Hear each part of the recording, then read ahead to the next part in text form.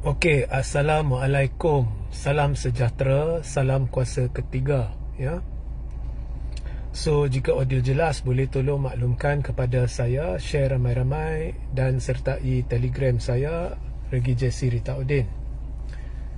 So, biasanya saya jika siaran ni terganggu, saya akan buat lagi satu siaran sebentar, mungkin sejam atau dua dari sini di lokasi lain, ya.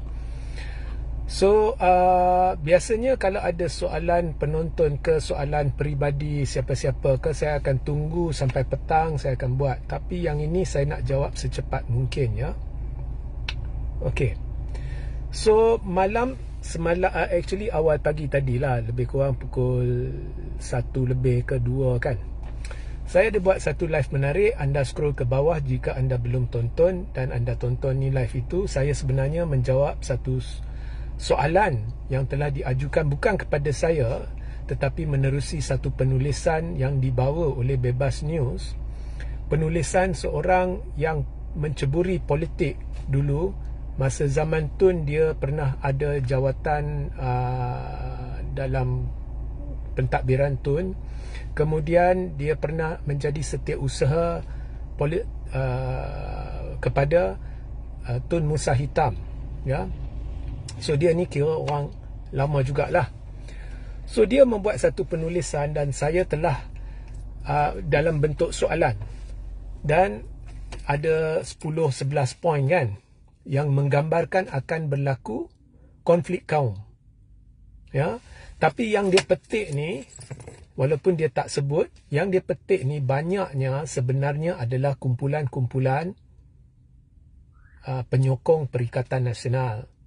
Yang ada kumpulan WhatsApp ke Telegram ke apa ke, saya boleh nampak lah dia petik dan ajukan soalan, dan saya telah menjawab setiap satu isu yang dia bangkitkan dan menjelaskan mengapa saya berpendapat dia ni tersasar jauh dari kebenaran. So anda rujuk live itu.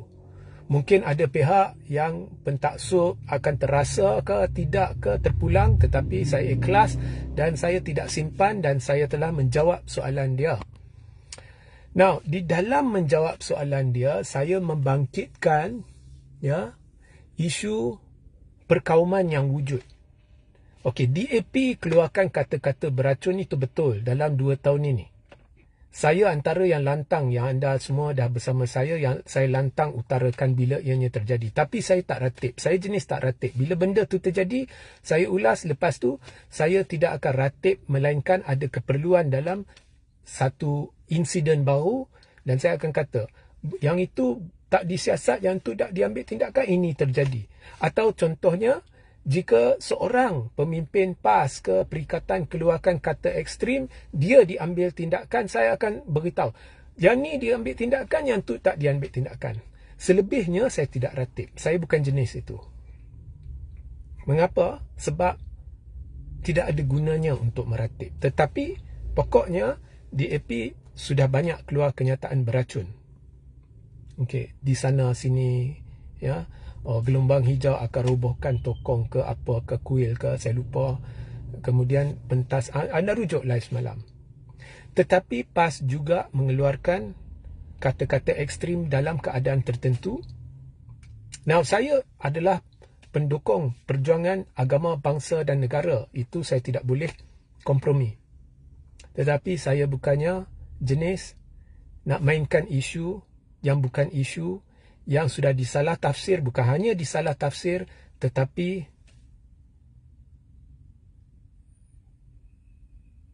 ada prasangka buruk, salah sangka.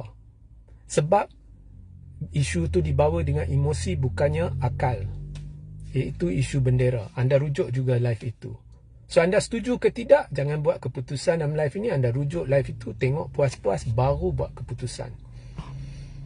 So ada banyak isu. PAS juga sudah menyimpang. Okey. Now ini bila saya jumpa orang luar, golongan muda, saya dah beritahu beratus kali.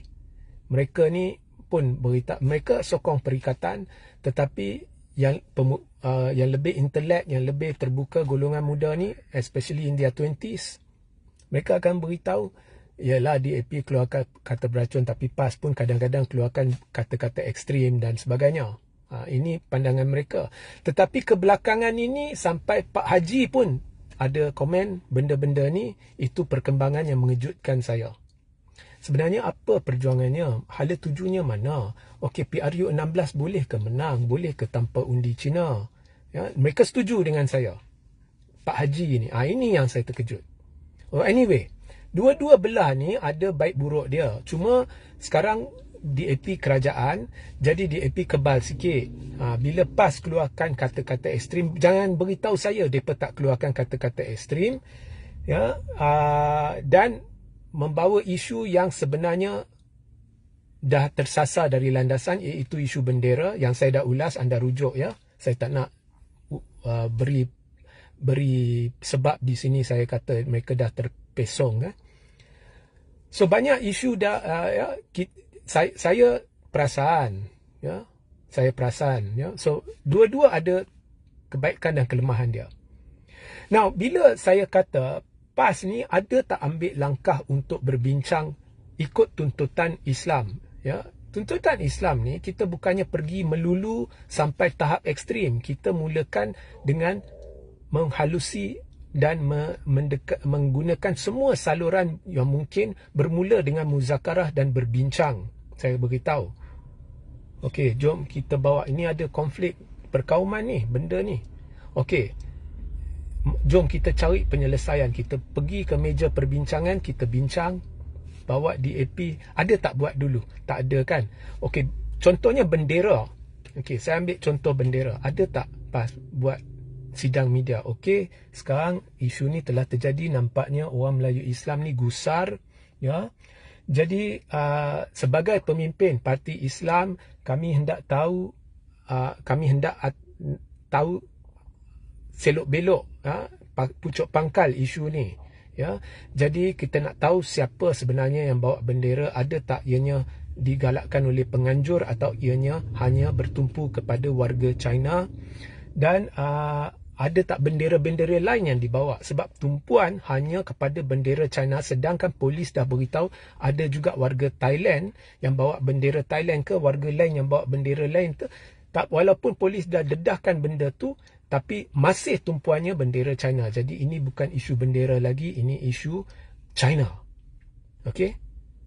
Dah tepi. So ada tak buat sidang media? Kemudian kami akan gerakkan satu kumpulan untuk buat laporan polis supaya siasatan dapat dicetuskan, supaya kita dapat tahu pucuk pangkalnya, supaya orang Melayu faham. Ada tak PAS buat pendekatan ini? Tak ada ya. Pendekatannya ialah pergi dan serang. Okey? Dan serangan itu, kalau kita lihat, saya kaji mendalam rentetan serangan ya. Komen-komen, kenyataan-kenyataan, semuanya tersasar dan ianya bermula tanpa soal selidik dan terus, ada bendera China ni tak betul. Bila saya buat live, saya rungkai dan saya beritahu benda ni mungkin melibatkan orang China, kemudian hujah berubah. Orang China ekstrim. Kemudian kenyataan seorang pemimpin PAS di Perak yang dibawa oleh Malaysia kini dengan cara yang ekstrim. Kemudian Tuan Ibrahim menyokong kenyataan ekstrim tersebut. Ya. Kemudian pemimpin Perak itu keluar lagi satu kenyataan, dia kata kenyataan dia tengok ada gangguannya. Itu kalau gangguan berulang saya akan berhentikan ya. So kalau kenyataan dia disalah tafsir, bagaimana pula Tuan Ibrahim boleh sokong kenyataan itu? Okey. So maksud saya kena ikut saluran yang betul. Maksud saya sekarang ni ada isu berbangkit, bincang. Saya merujuk kepada isu-isu sekarang. So ada orang komen, saya tak sekat mereka sebab mereka dah lama dengan saya. Mereka kata, awak Reggie kena kaji fakta dulu, jangan macam kritik saya ya. PAS dulu masa Pakatan Rakyat dah bincang. Oi, berhenti ya, berhenti. Bila saya baca Pakatan Rakyat, saya terus berhenti ya. Berhenti ya. Ini faktor dulu, kini dan masa depan. Dulu, kini, masa depan. Pakatan Rakyat itu cerita lama. PAS sendiri nak kerjasama dengan DAP, yang dia sendiri gelar DAP macam ni, macam tu, macam ni, macam tu, last masuk Pakatan. So perbincangan tertentu yang diadakan, apa diadakan, awak tidak berada di sana, saya tidak berada di sana, tapi saya tahu ada perbincangan, tetapi akhirnya hubungan mereka gagal, mereka runtuh, tutup kedai. Sekarang kita cerita isu-isu yang berbangkit. Bila isu-isu yang berbangkit, setiap isu tu bila nak bawa ikut saluran yang betul.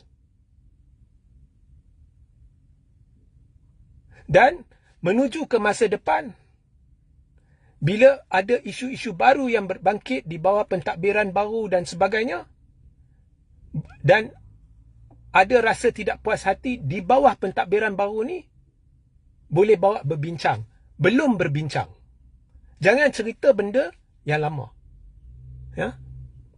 Itu suasana lama, itu suasana lain, itu suasana dalam pada PAS bersedia bekerja sama dengan DAP. Pemikiran lain, kepimpinan pun lain. Walaupun ianya hadilah, tapi hala tuju lain. Sekarang lanskap dah berubah, dinamik politik dah berubah, pentadbiran dah berubah. Masalah-masalah berbangkit disebabkan faktor-faktor lain berkait dengan pentadbiran ini, iaitu 3R dan sebagainya. Jadi bawa berbincang dulu. Sebab kalau kita nak kira siapa mula dulu, siapa mula kemudian, masing-masing ada pendapatnya.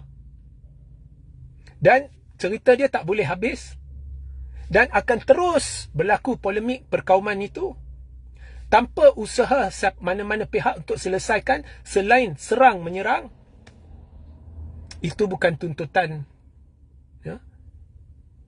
Tuntutannya ialah cuba mencari jalan penyelesaian, kerana realiti politiknya ialah Cina akan tetap berada di sini, Melayu akan tetap berada di sini, tetapi ini tanah Melayu. Itu apa yang Tun kata betul dan saya pun setuju. Tetapi pokoknya dan terus serang menyerang, tak ada kesudahannya. Melayu terus akan teruja, Cina terus akan teruja. Jadi bawa berbincang. Ada tak berbincang? Tak ada. Noktahkan di situ. Saya berpihak kepada Islam, bukan parti. Saya condong kepada PAS, betul. Kalau saya tegur, saya marah sebab saya sayang. Yang saya tak sayang, saya takkan tegur.